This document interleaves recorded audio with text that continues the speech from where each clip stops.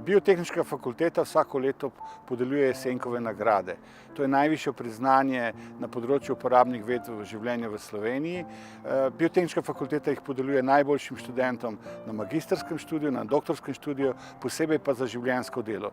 Jesenkovo nagrado dobi posameznica in posameznik, ki se posebej izkaže na pedagoškem, raziskovalnem in strokovnem področju. Ponosni smo, da imamo take posameznike, ki so se uveljavili v domačem krogu in seveda tudi v mednarodnem prostoru.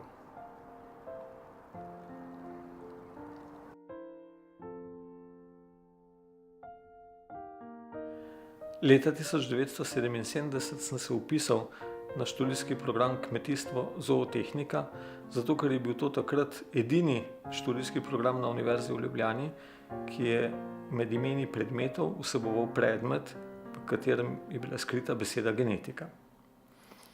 Svoje raziskovalno delo na oddelku za zootehniko sem začel z uvedbo genskega testa za maligno hipertermijo pri prašičih, ki je bil prvi praktični genski test, ki smo ga uporabljali v živinoreji. Nato smo veliko časa in moči namenili proučevanju mitohondrijske DNA in s prvimi izkušnjami prišli na idejo, da je pravzaprav mitohondrijska DNA dober genetski marker za razlikovanje maternalnih linij tudi znotraj tako sorodnih populacij živali, kot so majhne pasme. Tako smo uporabili mitohondrijsko DNA za označevanje maternalnih linij pri lipicancih in na ta način prišli v stik z raziskovalnimi skupinami, ki so se ukvarjali s podobnimi problemi in na ta način navezali mednarodne raziskovalne stike. Poleg proučevanja genetskih zakonitosti pri domačih živali smo veliko energije vložili v proučevanje povezave med genotipom in patogenimi lastnostmi pri aviarnih mikoplazmah.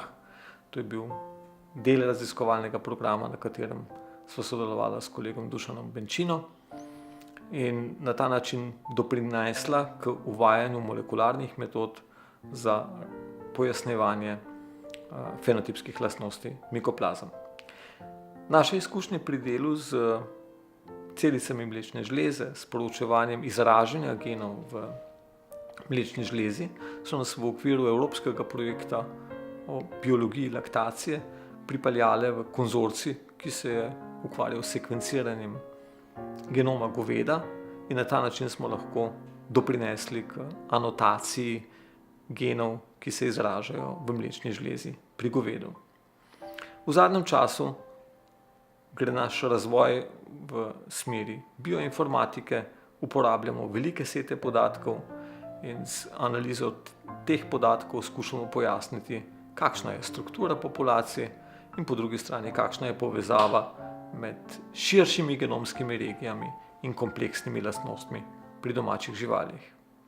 To znanje skušamo vključiti v program bioznanosti, ki poteka na Biotehniški fakulteti, skupaj s sodelujočimi članicami Univerze v Ljubljani.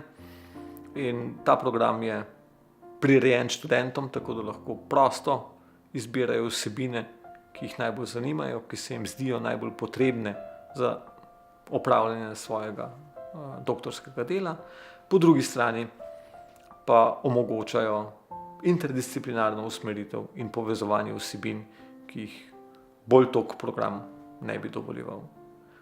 Želimo si, da bi študentje s čim večjim veseljem tudi stopili na mednarodno raziskovalno sceno in kontakte, ki jih navežejo tekom doktorskega dela, negovali še naprej.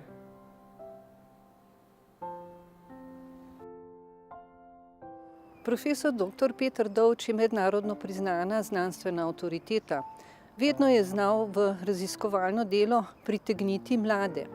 Njegova vpetost v mednarodno raziskovalno okolje odpira njegovim sodelavcem in mladim doktorantom vrata v najeminentnejše raziskovalne skupine, zato ne moremo prezreti njegovega prispevka pri vzgoji tako kvalitetnega, visoko izobraženega kadra.